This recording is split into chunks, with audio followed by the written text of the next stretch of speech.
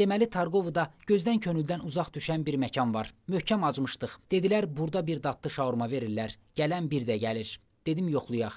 Bax, belə xudmani bir salonu var. Aşağı mərtəbəsində daha çox kişilər oturur. Siqaret, qəlyan icazəsi var. Burada isə daha çox ailəvi gəlib otururlar. Nəysə ki, sifarişimizi etdik və gəldi. Şaurmanı bax belə 2 yerə bölünmüş şəkildə və fri kartofla servis eləyirlər. Yanında da sousla birgə. Qiyməti 5 manatdır. Tam səmimi deyirəm, dadlı hazırlamışdılar. Çoxdandır belə ləzzətli şaurma yemirdim. Targoviya yolunuz düşsə, yoxlaya bilərsiniz. Qiymətləri də şəhər mərkəzinin bahalı restoranları ilə müqayisədə nisbətən münasibdir. Uşaqlar kesadilya, kabab, çoban salatı, krevetli sezar filan da sifariş eləmişdilər. Nə yalan deyim, narazı qalan olmadı. Yalandan nə isə pisləməyim də düz olmaz.